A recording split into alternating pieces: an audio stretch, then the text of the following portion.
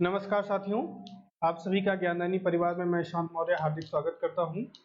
आज से हम लोग इस YouTube के ऑनलाइन प्लेटफॉर्म के माध्यम से हम लोग जो है जीएस की एक नई सीरीज की शुरुआत करने जा रहे हैं, जिसमें आपके जो जितने भी प्रतियोगी परीक्षाएं होती हैं, उन सभी को ध्यान में रखते हुए एक कॉमन सिलेबस तैयार किया गया है। चाहे वो आपका एसएससी हुआ, चाहे बैंकिंग हुआ, चाहे रेलवे हुआ, चाहे पेट का पेपर हुआ, इन सभी को ध्यान में रखते हुए हम लोगों ने एक कॉमन सिलेबस तैयार किया है। चाहे वो आपका हिस्ट्री का सिलेबस हो, चाहे वो पॉलिटी हो, चाहे वो ज्योग्राफी हो, चाहे वो इकोनॉमिक्स हो, चाहे वो करंट अफेयर पूछा जाता है, सभी को ध्यान में रखते हुए हम लोग एक ही प्लेटफॉर्म के माध्यम से सारी चीजें डिस्कस करेंगे। ठीक है साथियों, और आज हम लोग जो है जिस चीज की शुरुआत करने जा रहे हैं वो आपका क्या है, संविधान है साथियों। आपके संविधान के प्रश्नों की बात करें तो आपके प्रतियोगिता परीक्षाओं में काफी वेटेज है, काफी प्रश्न आपसे पूछे जाते हैं संविधान के टॉपिक से। तो आइए बिना समय की देरी करते हुए साथियों हम लोग शुरू करते हैं संविधान का आपका टॉपिक। अगर हम लोग साथियों संविधान की बात करें कि संविधान क्या होता है साथियों, अगर हम लोग संविधान की बात करें या कॉन्स्टिट्यूशन की बात करें कि क्या होता है, तो इसकी चर्चा हम लोग करते हैं कि इस आपका संविधान क्या होता है साथियों। अगर हम लोग संविधान की बात करें कि संविधान क्या होता है, तो जब सबसे पहले हम लोग बेसिक यूनिट से शुरुआत करते हैं, आपके घरों से ही लेकर के चलते हैं।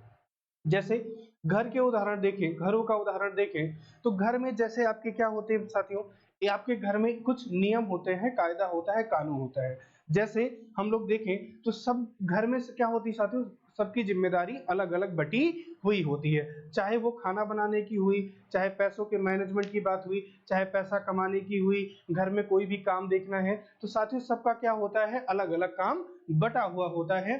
चाहे वो आप ही अपने आप स्वयं को ही ले लीजिए, तो देखिए जैसे आप क्या करते हैं साथियों कि आपको किसी हॉस्टल में रहना है, तो हॉस्टल का क्या होता है साथियों, नियम होता है, एक कायदा कानून होता है कि हॉस्टल का गेट इतने बजे बंद हो जाएगा, सुबह इतने बजे खुलेगा, रात में आप इतने बजे तक आ जाना है आपको। हर हाल में नहीं आते तो आपको वार्डन को बताना पड़ेगा कि मैं घर नहीं आ रहा हूं। तो ये क्या है साथियों, हॉस्टल का एक नियम कायदा कानून है, जिसे उस हॉस्टल का क्या कहा जाएगा, संविधान कहा जाएगा। क्या कहा जाएगा, उसका संविधान कहा जाएगा उस हॉस्टल का। ऐसे ही हम लोग देखें कि जो ये आपकी जितनी भी छोटी बड़ी संस्थाएं होती हैं, उनके सुबह खुलने का समय निर्धारित होता है, बंद होने का समय निर्धारित होता है, लंच होने का समय निर्धारित होता है। ये सभी बातें आपके संविधान में उस संस्था का क्या होता है साथियों, नियम होता है। इसी को उस संस्था का क्या कहा जाता है, संविधान कहा जाता है। क्या कहा जाता है साथियों, उसका संविधान कहा जाता है। तो ऐसे ही हम लोग बात करें कि इस जो हमारे देश के शासन प्रशासन को चलाने के लिए साथियों एक नियम कायदा कानून की आवश्यकता पड़ती है, जिसे क्या कहा जाता है, संविधान कहा जाता है साथियों। क्या कहा जाता है, संविधान कहा जाता है। अगर हम लोग बात करें कि आपका संविधान है क्या, अगर हम लोग बात करें कि संविधान की, तो संविधान आपका क्या होता है साथियों, एक विधिक दस्तावेज होता है। क्या होता है, एक विधिक दस्तावेज होता है साथियों। क्या होता है, एक विधिक दस्तावेज होता है, जिसे क्या कहेंगे, लीगल डॉक्यूमेंट कहेंगे साथियों। क्या कहेंगे, लीगल डॉक्यूमेंट कहा जाएगा आपका। क्या कहा जाएगा, लीगल डॉक्यूमेंट कहा जाएगा। तो आपका संविधान क्या होता है, लीगल डॉक्यूमेंट होता है, जिसमें क्या लिखा होता है साथियों, कुछ आपके मूलभूत नियम लिखे होते हैं। क्या लिखा होता है, कुछ मूलभूत नियम लिखा होता है, या क्या लिखा होता है, बेसिक रूल्स आपके लिखे होंगे कि जो ये आपके देश का शासन प्रशासन है ये किस प्रकार से चलेगा। जो आपकी मूलभूत बातें होती हैं ये आपके कहाँ वर्णित होती हैं साथियों, संविधान में वर्णित होती हैं। तो अगर हम लोग संविधान की बात करें तो संविधान क्या है साथियों, एक विधिक दस्तावेज होता है, जिसमें आपका क्या लिखा होता है, कुछ मूलभूत नियम लिखे होते हैं कि किसी देश का शासन प्रशासन सभी व्यवस्थाएं किस प्रकार से संचालित होंगी। ये आपका कहाँ लिखा वर्णित होता है साथियों, संविधान में वर्णित होता है। अब आगे देखते हैं साथियों, संविधान की बात करें तो संविधान की बात करें तो संविधान को समझने से पहले हमें एक छोटा सा कॉन्सेप्ट होता है साथियों, राज्य का कॉन्सेप्ट होता है। तो राज्य के कॉन्सेप्ट की बात करें कि राज्य क्या होता है साथियों, अगर हम लोग राज्य की बात करें कि राज्य क्या होता है, अगर ये अवधारणा हमको समझ में आ गई कि राज्य क्या है, तो संविधान को समझने में हमको आसानी होगी साथियों। देखते हैं कि राज्य क्या होता है। अगर हम लोग राज्य की बात करें कि राज्य क्या होता है, तो किसी राज्य बनने के लिए चार मूलभूत बातों की आवश्यकता होती है, जिसमें हम लोग देखें किसकी आवश्यकता होती है साथियों, राज्य या क्या स्टेट, क्या चीज, स्टेट। अगर हम लोग स्टेट की बात करें तो ये बनने के लिए चार मूलभूत बातों की आवश्यकता होती है, जिसमें सबसे पहला आपका क्या होता है साथियों, सबसे पहला क्या होता है, अगर हम सबसे पहले की बात करें तो सबसे पहला क्या होता है, आपकी जनसंख्या होती है साथियों। क्या होती है, जनसंख्या, जनसंख्या या पॉपुलेशन क्या होती है, इस राज्य बनने की जो सबसे बेसिक अवधारणा होती है, सबसे बेसिक नीड होती है, वो क्या होती है साथियों, जनसंख्या होती है या क्या होती है, पॉपुलेशन होती है। अगर हम लोग बात करें कि बिना जनसंख्या के हम लोग राज्य की कल्पना नहीं कर सकते हैं, ये सबसे बेसिक यूनिट है आपकी, क्या है, जनसंख्या है साथियों। उसके बाद बात करें कि जो ये आपकी जनसंख्या है, ये तो हवा में तो रहेगी नहीं, इसके रहने के लिए क्या चाहिए साथियों, हमें एक भूमि की आवश्यकता होती है, एक लैंड की आवश्यकता होती है। किसकी आवश्यकता होती है साथियों, भूमि की आवश्यकता होती है। इसकी आवश्यकता होती है, दूसरी सबसे बड़ी नीड क्या है साथियों, भूमि। इस जनसंख्या के निवास के लिए किसकी आवश्यकता होती है, भूमि की आवश्यकता होती है, लैंड की आवश्यकता होती है।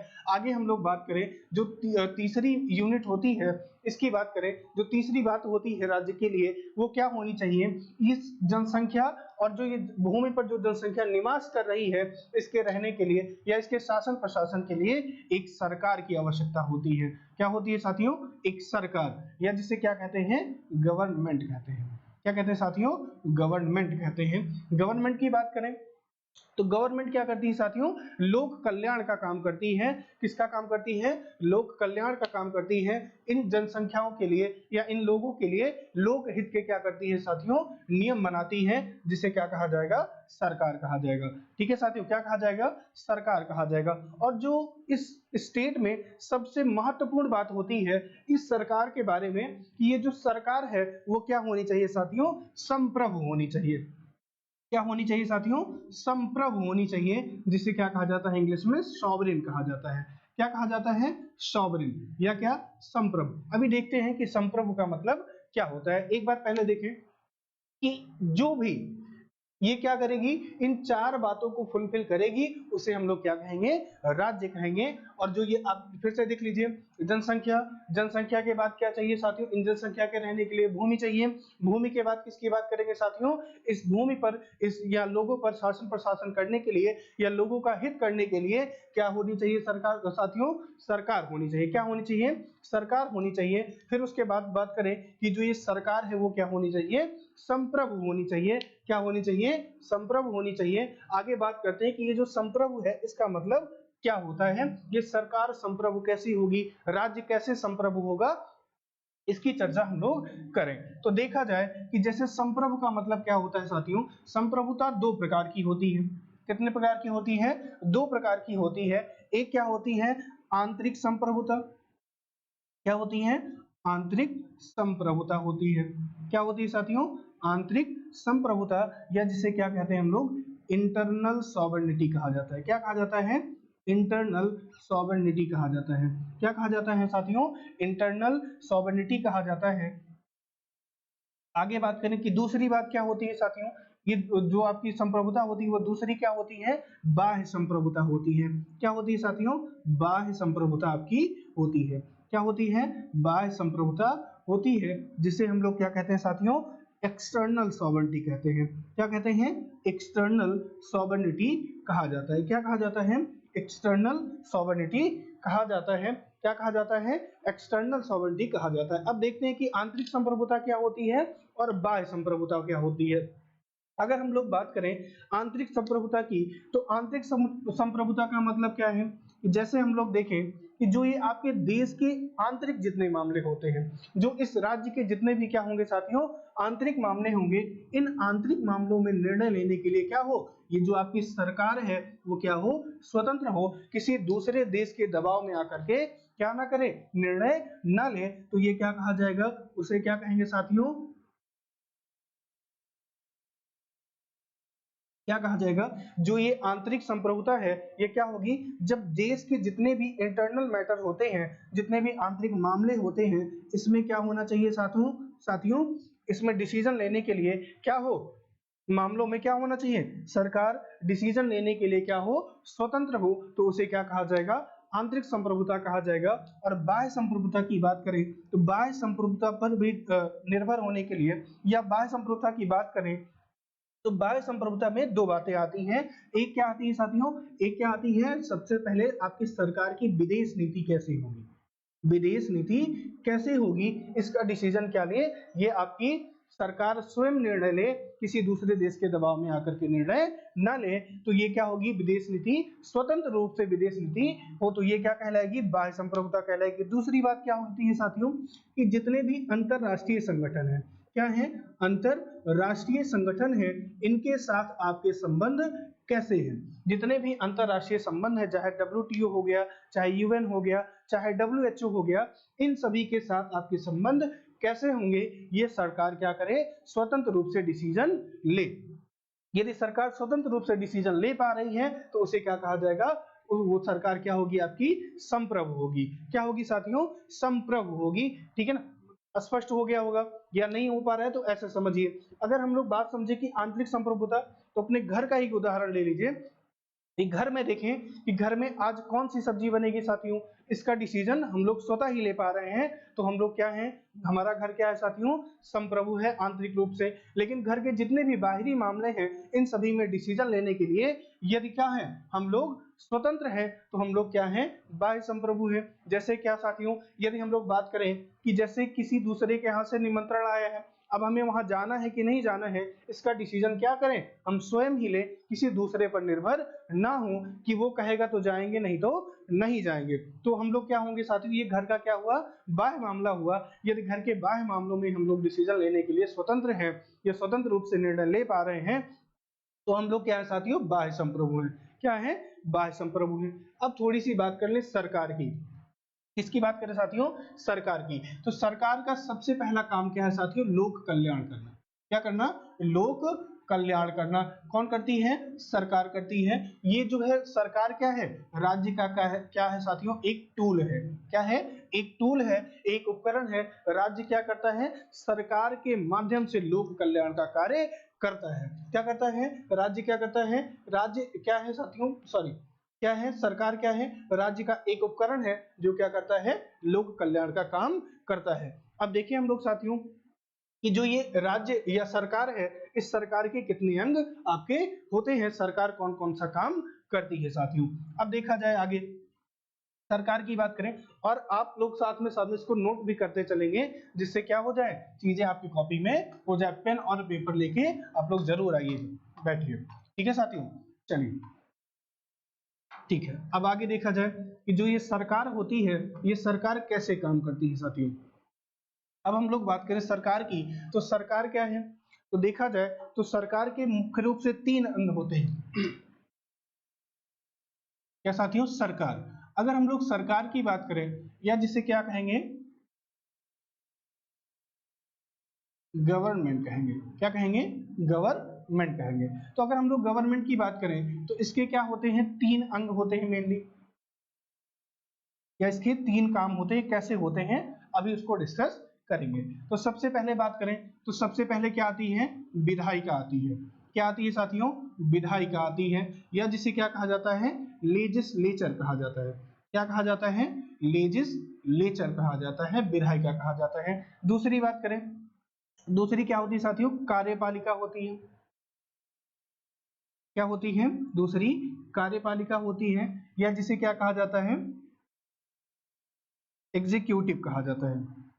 क्या कहते हैं, एग्जीक्यूटिव कहते हैं। और जो तीसरा अंग होता है साथियों, वो क्या होती है, न्यायपालिका होती है। क्या होती है, न्यायपालिका होती है। अगर हम लोग न्यायपालिका की बात करें, या जिसे क्या कहते हैं, जुडिशरी कहते हैं। क्या कहा जाता है, जुडिशरी कहा जाता है, न्यायपालिका कहा जाता है। तो सबसे पहले देखिए, जो ये विधायिका है, इसका काम क्या है साथियों। अगर हम लोग विधायिका की बात करें, जो ये विधायिका है, ये क्या करती है साथियों, लॉ बनाती है, या विधि बनाने का काम करती है। क्या करती है, विधि बनाती है, विधि बनाती है। कि कोई कानून हुआ, वो कौन बनाएगी साथियों, इस विधायिका का वर्क क्या है, इस विधायिका का काम क्या है साथियों, विधि बनाना, यानी मेकिंग लॉ। क्या करना साथियों, मेकिंग लॉ, विधि बनाने का काम कौन करती है, विधायिका करती है। अगर हम लोग विधि की या विधायिका की बात करें तो इस विधायिका के क्या होते हैं साथियों, 3 अंग होते हैं। कितने अंग होते हैं, 3 अंग होते हैं। देखा जाए या हम लोग बात करें कि जो कानून बनाने का काम करती है वो कौन करती है, संसद करती है। कौन करती है, संसद। और इस संसद के क्या होते हैं साथियों, 3 अंग होते हैं। क्या होते हैं, इस संसद के 3 अंग होते हैं। सबसे पहले क्या आती है, लोकसभा। क्या आती है, लोकसभा। उसके बाद क्या आएगी, राज्यसभा। उसके बाद क्या आएगी, राज्यसभा आएगी। उसके बाद क्या आएगी, क्या आएगा, राष्ट्रपति आएगा। क्या आएगा, राष्ट्रपति आएगा। ये आपके संसद के क्या होते हैं, 3 अंग होते हैं, जिनको हम लोग आगे डिटेल में और देखेंगे कि ये किस प्रकार से काम करेगी। लोकसभा क्या करती है, राज्यसभा क्या करती है, राष्ट्रपति क्या क्या काम आपके करेंगे। ठीक है साथियों, फिर आगे हम लोग बात करें कि कार्यपालिका की बात करें, विधायिका की बात की तो विधायिका का काम क्या है साथियों, विधि बनाना। क्या बनाना, विधि, लॉ बनाना। अब जो इस विधायिका ने जो ये विधि बनाई है उसको लागू करने का काम कौन करेगी, कार्यपालिका करेगी साथियों। कौन करेगी, कार्यपालिका करेगी। तो इसका काम क्या है साथियों, विधि को लागू करना, विधि को लागू करना। और विधि को लागू कौन करता है, मंत्रि परिषद करती है साथियों। कौन करता है, मंत्रि परिषद करती है। इसको जो लागू करने का काम है वो कौन करती है, मंत्रि परिषद करती है। कौन करती है, मंत्रि परिषद क्या करती है, इस विधि को लागू करने का काम करती है। क्या करती है, इस विधि को लागू करने का काम कौन करती है, कार्यपालिका करती है। फिर आगे बात करें कि न्यायपालिका की बात करें कि न्यायपालिका का काम क्या है साथियों। अगर हम लोग न्यायपालिका की बात करें कि न्यायपालिका क्या करती है, तो न्यायपालिका की बात करें तो न्यायपालिका क्या करती है साथियों, जो ये विधायिका ने कानून बनाया है, कार्यपालिका ने जिस कानून को लागू किया है या इसको क्या किया, इम्प्लीमेंट किया है,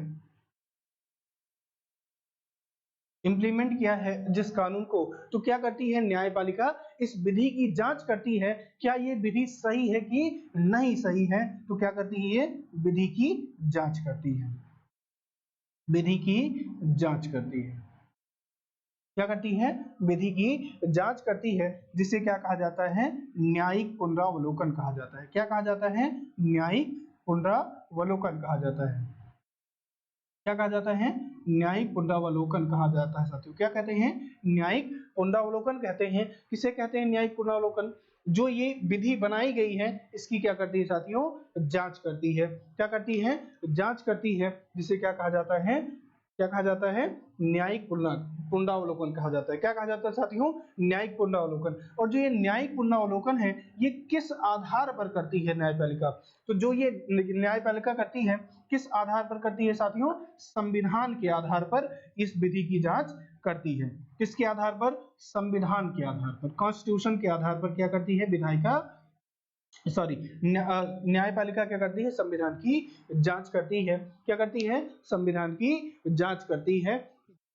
न्यायिक पुनरावलोकन क्या है, विधि की जांच करना। न्यायपालिका क्या करती है, विधि की जांच करती है, जिसे क्या कहा जाता है, न्यायिक पुनरावलोकन कहा जाता है साथियों। ठीक है साथियों, अब इतना नोट करेंगे फिर आगे हम लोग बढ़ेंगे। अब देखा जाए, इसको नोट कर लीजिए आप लोग। और जो चीजें आप लोग को नहीं समझ में आए तो उसको कमेंट बॉक्स में जरूर बताइएगा कहाँ पर चीजें नहीं समझ में आ रही हैं। तो अगली वीडियो में हम लोग उसको और डिटेल में देखेंगे साथियों। इसको नोट करिए फिर आगे चलेंगे।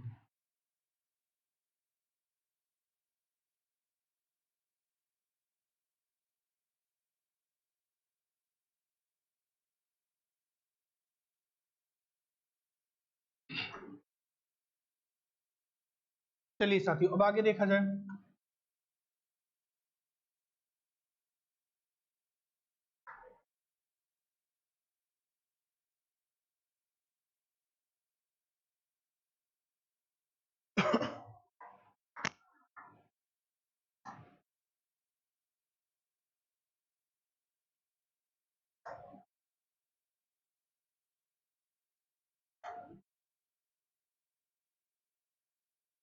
चलिए साथियों अब हम लोग कुछ अपने संविधान के प्रकार को देख लें कि संविधान कितने प्रकार का होता है।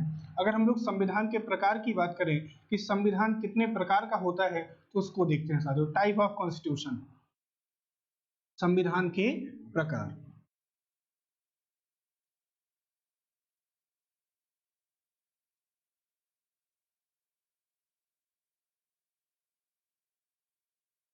Type of constitution. तो अगर हम लोग बात करें कि संविधान के प्रकार की, तो सबसे पहला आधार देखते हैं संविधान के प्रकार की, वो क्या होता है, लिखित व अलिखित के आधार पर। लिखित व अलिखित आधार पर, अलिखित आधार पर आपके जो संविधान होते हैं साथियों, वो कितने प्रकार के होते हैं। तो हम लोग बात करें कि लिखित संविधान क्या होता है, ऐसे संविधान जिनका निर्माण संविधान सभा द्वारा किया गया हो। किसके द्वारा किया गया हो, संविधान सभा द्वारा जिस संविधान का निर्माण किया जाता है वो संविधान क्या होंगे, आपके लिखित संविधान होंगे।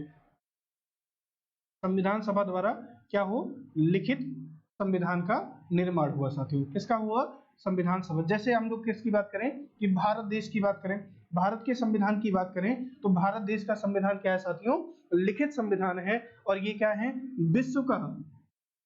विश्व का सबसे बड़ा लिखित संविधान है।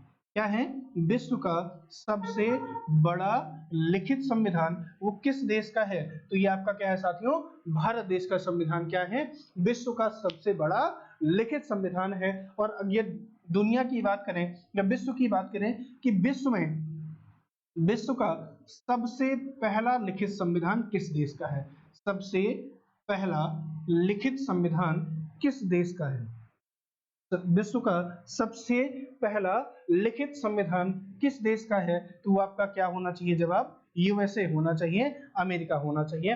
अमेरिका का संविधान साथियों क्या है, विश्व का सबसे पहला लिखित संविधान है। ठीक है ना, क्या है, विश्व का सबसे पहला लिखित संविधान वो किस देश का है, आपका अमेरिका का है। लेकिन बात करें कि विश्व का सबसे बड़ा लिखित संविधान वो किस देश का है साथियों, तो वो किस देश का है, तो वो है आपका भारत का संविधान क्या है, विश्व का सबसे बड़ा लिखित संविधान है। आगे बात करें दूसरे आधार की, तो दूसरा आधार क्या होता है साथियों, तो दूसरा आधार आपका होता है संविधान संशोधन प्रक्रिया के आधार पर संविधान के प्रकार। किसके आधार पर, संविधान संशोधन प्रक्रिया के आधार पर आपके संविधान कितने प्रकार के होते हैं। किसके आधार पर, संविधान संशोधन प्रक्रिया के आधार पर। किसके आधार पर, संविधान संशोधन प्रक्रिया के आधार पर संविधान के प्रकार, किसके आधार पर, संविधान कॉन्स्टिट्यूशनल अमेंडमेंट की प्रोसेस के आधार पर आपके संविधान कितने प्रकार के होते हैं। तो इस प्रकार देखा जाए तो संविधान आपके क्या होते हैं साथियों, दो प्रकार का होता है। एक क्या होता है, कठोर संविधान, क्या होता है, एक कठोर संविधान जिसे क्या कहते हैं, रिजिड कॉन्स्टिट्यूशन, क्या कहा जाता है, रिजिड कॉन्स्टिट्यूशन। और दूसरा आपका क्या होता है, लचीला संविधान, क्या, लचीला संविधान, या जिसे क्या कहते हैं, फ्लेक्सिबल कॉन्स्टिट्यूशन। क्या कहा जाता है, फ्लेक्सिबल कॉन्स्टिट्यूशन आपका कहा जाएगा। क्या कहा जाएगा, फ्लेक्सिबल कॉन्स्टिट्यूशन। अब देखते हैं कि कठोर संविधान क्या होता है और लचीला संविधान क्या होता है साथियों। अगर हम लोग बात करें कठोर संविधान की, तो ये कठोर संविधान क्या होगा और लचीला संविधान क्या होगा। अगर हम लोग बात करें कि लचीला संविधान किसे कहेंगे, कि ऐसे संविधान या ऐसे संविधान के प्रावधान जिसमें क्या होता है साथियों, संशोधन आपका क्या हो जाए, संशोधन आपका क्या हो जाए साथियों, साधारण बहुमत से हो जाए। कैसे हो जाए, साधारण बहुमत से हो जाए। कैसे हो जाए, साधारण बहुमत से। यदि आपका क्या हो जाता है, संविधान संशोधन हो जाता है, या क्या साथियों, सिंपल मेजॉरिटी से क्या हो जाता है, सिंपल मेजॉरिटी से क्या हो जाता है साथियों, आपका संविधान में संशोधन हो जाता है, तो वो आपका संविधान क्या है साथियों, संविधान लचीला संविधान होगा। क्या होगा, लचीला संविधान आपका होगा। क्या होगा, लचीला संविधान आपका होगा। लेकिन अगर कठोर संविधान की बात करें, तो यदि संविधान के प्रावधानों में यदि हमें कोई परिवर्तन करना है, संशोधन करना है, तो वो आपका क्या हो, विशेष बहुमत से हो साथियों। किससे हो, विशेष बहुमत से हो। कैसे हो, विशेष बहुमत से आपका क्या हो, संशोधन हो, या क्या साथियों, स्पेशल मेजॉरिटी से, स्पेशल मेजॉरिटी से यदि क्या होता है साथियों, संविधान में संशोधन होता है, तो ये संविधान आपका क्या कहलाएगा, कठोर संविधान कहलाएगा। और सवाल पूछा जाता है कि भारत का संविधान कैसा है, कठोर है, लचीला है, कठोर व लचीला दोनों है। क्या आते हैं साथियों, अगर हम लोग प्रश्न की बात करें तो यहाँ से प्रश्न कैसे बनेगा, प्रश्न बनता है कि भारत का संविधान कठोर है, क्या है, कठोर है। दूसरा ये पहला ऑप्शन है। दूसरा क्या हो जाएगा, लचीला है, क्या है, लचीला है। तीसरा ऑप्शन क्या है साथियों, तीसरा क्या हो जाता है, कठोर व लचीला दोनों, यानी ए व बी दोनों, ए व बी दोनों। अगर आगे बात करें कि डी ऑप्शन क्या होता है साथियों, डी इसमें क्या होता है, none of these, none of these. तो आपका आंसर क्या होगा साथियों कि भारत का संविधान क्या होगा। तो अगर हम लोग बात करें कि भारत के संविधान में कुछ ऐसे प्रावधान हैं जिसमें आपका संविधान संशोधन होता है आर्टिकल 368 के तहत, आर्टिकल 368 के तहत, अनुच्छेद 368 के तहत विशेष बहुमत से क्या होता है, आपके संविधान में संशोधन होता है। तो आपका संविधान क्या हो जाएगा, कठोर हो जाएगा। लेकिन लचीले संविधान की बात करें तो संविधान के कुछ ऐसे प्रावधान हैं जिसमें आपका क्या हो जाता है, साधारण बहुमत से ही काम चल जाता है। आगे डिस्कस करेंगे साथियों कि विशेष बहुमत क्या होता है, साधारण बहुमत क्या होता है, जब हम लोग पढ़ेंगे संविधान संशोधन की प्रक्रिया। तो वहां पर पूरा डिटेल में हम लोग देखेंगे कि जो ये आपकी सिंपल मेजॉरिटी क्या होती है और ये स्पेशल मेजॉरिटी क्या होती है। अभी इसको यहीं पर इतना समझिए कि साधारण बहुमत क्या है और विशेष बहुमत से आपके क्या होते हैं, संविधान में संशोधन होते हैं। ठीक है साथियों, फिर इतना नोट करेंगे। फिर हम लोग अगले प्रकार की बात करेंगे कि अगला प्रकार क्या है, अगला प्रकार है निर्मित व विकसित आधार पर संविधान के प्रकार की बात करेंगे साथियों। ठीक है, इतना नोट कर लीजिए आप लोग, फिर आगे बढ़ेंगे।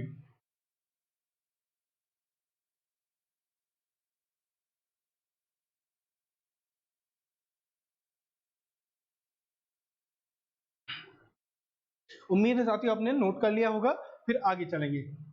अगले बात करते हैं साथियों कि अगला प्रकार क्या होता है। अगर हम लोग अगले प्रकार की बात करें कि संविधान संविधान का अगला प्रकार क्या होता है, तो वो होता है निर्मित व विकसित आधार पर। क्या होता है साथियों, निर्मित व विकसित आधार, विकसित के आधार पर संविधान के प्रकार की बात करेंगे। किसके आधार पर साथियों, निर्मित व विकसित आधार पर, निर्मित व विकसित आधार पर।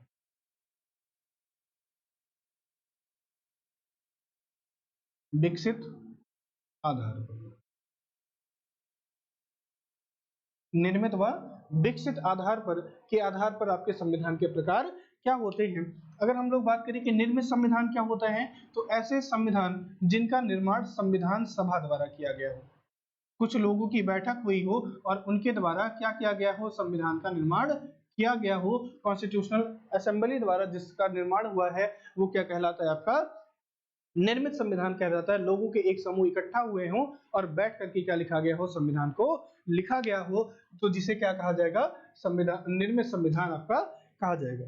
लेकिन साथियों विकसित संविधान की बात करें तो विकसित संविधान क्या होता है साथियों, अगर विकसित संविधान की बात करें तो विकसित संविधान आपका क्या होता है, ऐसे संविधान जिसमें धीरे धीरे धीरे धीरे परिवर्तन होते गए और वो क्या बन गया, आपका संविधान बन गया। तो अगर हम लोग बात करें जिसमें क्या हुआ, समय के अनुसार क्या हुआ साथियों, परिवर्तन हो गया, समय के अनुसार परिवर्तन होते रहे, तो वो क्या हो जाता है साथियों, आपका विकसित संविधान हो जाता है। क्या हो जाता है, विकसित संविधान हो जाता है, जिसमें क्या होता है, समय के अनुसार यदि परिवर्तन हो रहा है तो वो संविधान आपका क्या कहलाता है, विकसित संविधान कहलाता है। जैसे हम लोग भारत की बात करें कि जो भारत का संविधान है वो क्या किया है, संविधान सभा द्वारा इसका निर्माण किया गया। और आगे बात करें कि इसमें परिवर्तन की बात करें तो इसमें अब लगभग 75 वर्षों में 105 संविधान संशोधन आपके हो चुके हैं। कितने हो चुके हैं, 105 संविधान संशोधन आपके हो चुके हैं अब तक।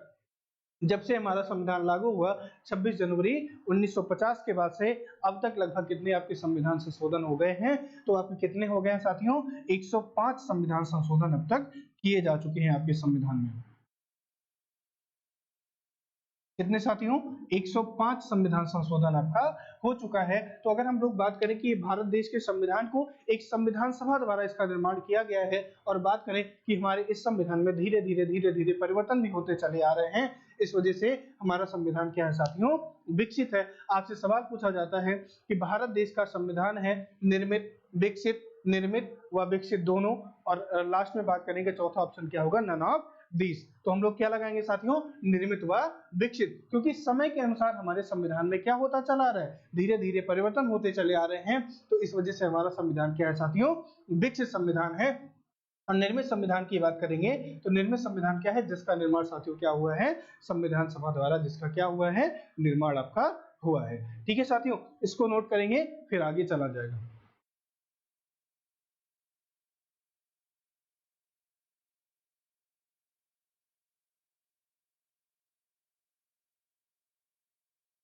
ठीक है साथियों, अब आगे देखते हैं हम लोग कि जो ये संविधान है, ये आपका संविधान कब लागू हुआ। कुछ संविधान की कुछ बेसिक जानकारी हम लोग रखें, कुछ फैक्ट हैं उसको हम लोग देखेंगे फिर आगे बढ़ेंगे। हम लोग आगे बात करें कि जो ये संविधान है, अगर हम लोग संविधान की बात करें तो एक तो संविधान का निर्माण किसके द्वारा हुआ है, संविधान सभा द्वारा हुआ है। ठीक है साथियों, अगर हम लोग संविधान की बात करें कि जो ये आपका संविधान है ये लागू कब हुआ, तो हमारा संविधान साथियों दो तरीके से लागू हुआ। एक क्या, आंशिक रूप से, पार्शियली, आंशिक रूप से। दूसरा क्या साथियों, पूर्ण रूप से। कैसे, पूर्ण रूप से आपका संविधान क्या लागू हुआ। अगर हम लोग बात करें कि आंशिक रूप से संविधान कब लागू हुआ, तो अगर हम बात करें आंशिक रूप से संविधान कब लागू हुआ, तो कब लागू हुआ था साथियों, 26 नवंबर 1949 को। और इसी दिन हमारा संविधान बनकर के क्या हुआ, तैयार हो गया। संविधान क्या हुआ, संविधान बनकर तैयार हो गया। कब तैयार हो गया साथियों, संविधान बनकर तैयार हुआ, कब तैयार हुआ, 26 नवंबर 1949 को हमारा संविधान क्या हुआ साथियों, बनकर के तैयार हुआ। और इसी दिन जब हमारा संविधान बनकर के तैयार हुआ, तो इस हमारे संविधान के कुल 16 अनुच्छेदों को इसी दिन लागू कर दिया, लेकिन पूर्ण रूप से लागू नहीं किया गया था। संविधान के सभी अनुच्छेदों को इसी दिन लागू नहीं किया गया था। और इस संविधान के सभी अनुच्छेदों को लागू किया गया, कब लागू किया गया साथियों, 26 जनवरी 1950 को। 26 जनवरी 1950 को हमारा संविधान पूर्ण रूप से लागू किया गया। कब लागू किया गया, 26 जनवरी 1950 को हमारा संविधान क्या किया गया साथियों, पूर्ण रूप से लागू किया गया। ऐसा क्यों किया गया, ऐसा इसलिए किया गया कि अगर बात करें कि ऐसा होल्ड क्यों कर दिया गया साथियों, कि हमारे संविधान को 26 नवंबर 1949 को ही पूरा नहीं लागू क्यों किया गया, तो इसके पीछे रीजन था कि जो ये 26 जनवरी की डेट है, इसका क्या है साथियों, ऐतिहासिक महत्व है।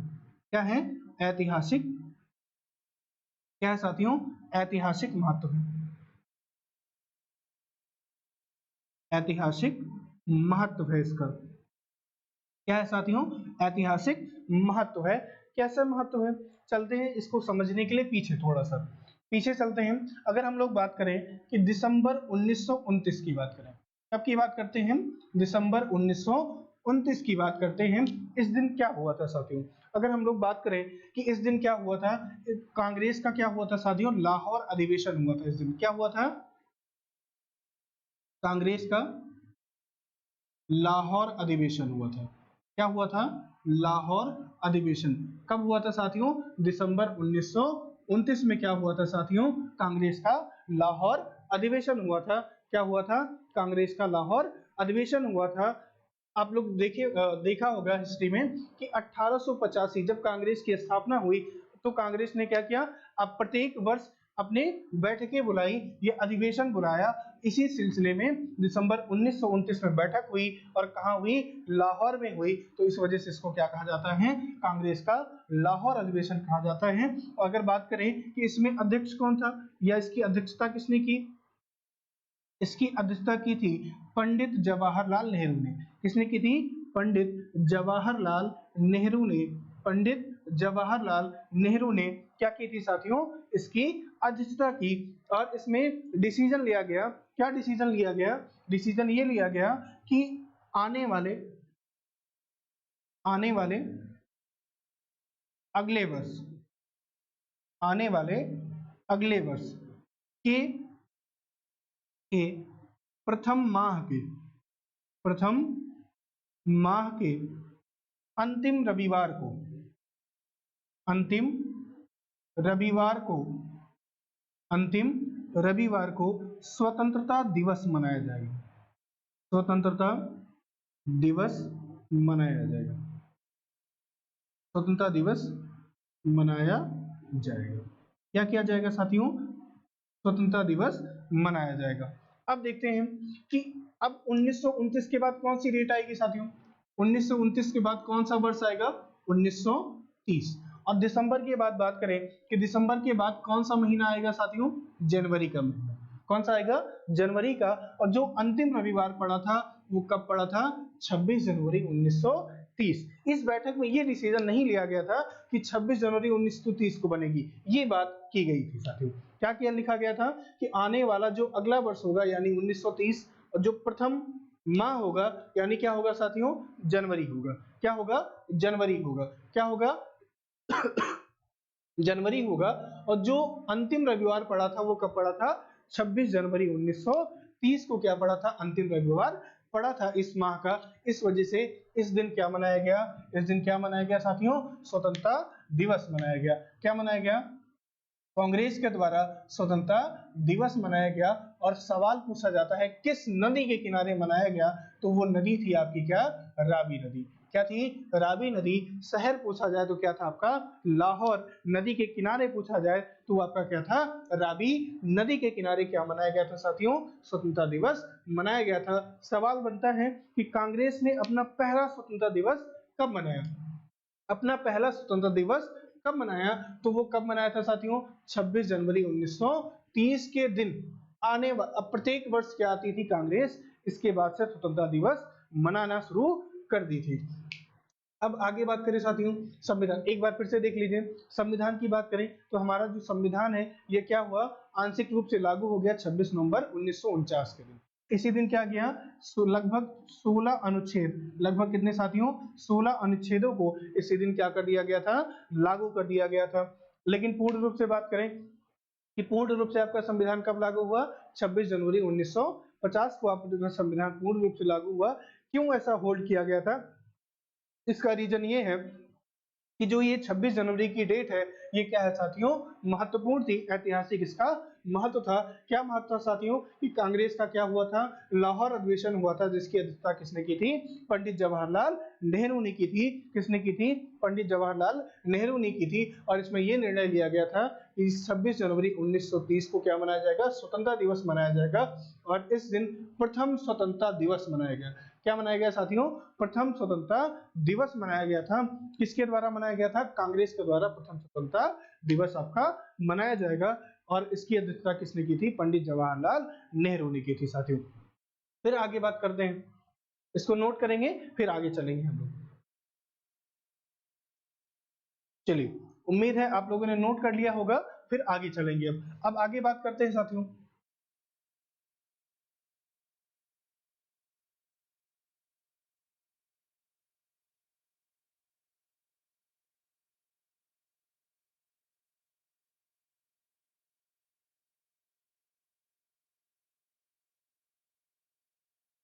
चलिए साथियों आगे देखा जाए कि जो ये आपका संविधान है, संविधान है इसमें क्या है साथियों? इसके कुछ भाग हैं। ये आपका संविधान किस में बटा है साथियों? भागों में बटा है। भाग किस में बटे हैं? अनुच्छेद में बटे हैं। किस में बटे हैं?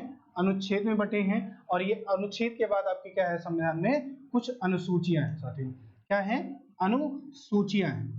अगर हम लोग बात करें कि जो ये भाग हैं ये संविधान में कितने भाग थे? एक तो बात करते हैं कि मूल संविधान में, मूल संविधान में, और दूसरी बात करेंगे वर्तमान संविधान में। किसकी बात करेंगे साथियों? वर्तमान संविधान में। किसकी बात करेंगे? वर्तमान संविधान की बात करेंगे। अगर हम लोग मूल संविधान की बात करें तो मूल संविधान किसे कहेंगे? ऐसा संविधान जो आपका कब लागू हुआ था? 26 जनवरी 1950 को लागू हुआ था। तो ऐसे संविधान को क्या कहा जाएगा? मूल संविधान कहा जाएगा। उसमें जब तक कोई परिवर्तन नहीं हुआ था। कब नहीं हुआ था? 26 जनवरी 1950 के संविधान को जिस दिन ये लागू हुआ, जो वो कॉपी थी वो क्या कहलाएगी? आपकी मूल संविधान कहलाएगी। वर्तमान संविधान की बात करें तो वर्तमान संविधान का मतलब ये हुआ कि इस मूल संविधान में आप देखें तो लगभग 105 संविधान संशोधन हो चुके हैं। कितना हो चुका है साथियों? 105 संविधान संशोधन हो चुका है, जिसके तहत कुछ अनुच्छेद जोड़े गए, कुछ अनुसूचियां जोड़ी गई, कुछ भाग जोड़े गए। तो देखते हैं कि मूल संविधान में आपके कितने भाग थे। अगर हम लोग मूल संविधान की बात करें तो मूल संविधान में कितने भाग थे साथियों? 22 भाग थे। अनुच्छेद की बात करें तो अनुच्छेद कितने थे? 395 थे। कितने थे? 395 थे। और अनुसूची की बात करें तो अनुसूचियां कितनी थी साथियों? 8 थी। लेकिन अब भाग की बात करें कि वर्तमान संविधान में कितने भाग हैं, तो वर्तमान संविधान में कितने भाग हैं साथियों? 25 भाग हैं। कितने भाग हैं साथियों? 25 भाग हैं। अनुच्छेद की बात करें तो अनुच्छेद लगभग बढ़ करके कितने हो गए? 475 प्लस हो गए हैं। कितने हो गए हैं? 475 प्लस हो गए हैं आपके क्या? वर्तमान संविधान में अनुच्छेदों की संख्या। अनुसूची की बात करें साथियों तो अनुसूची वर्तमान समय में आपके संविधान में कितनी है? 12 अनुसूचियां हैं। 4 अनुसूचियों को और जोड़ दिया गया है साथियों।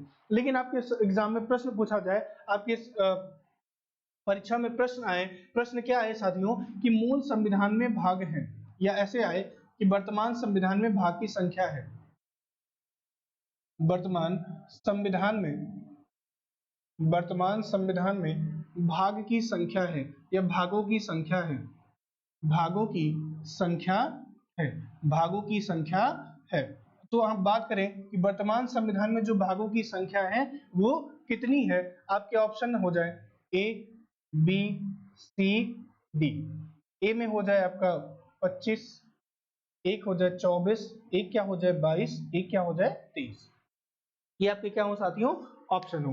इस प्रकार से यदि ऑप्शन सेट है तो हम क्या लगाएंगे साथियों? हम क्या लगाएंगे? 22 लगाएंगे। क्या लगाएंगे? 22 लगाएंगे। ऐसा क्यों है?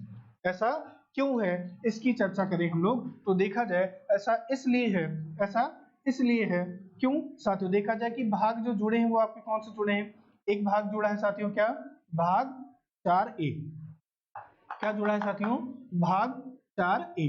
पार्ट 4A जुड़ा है। क्या जुड़ा है? भाग 4A जुड़ा है।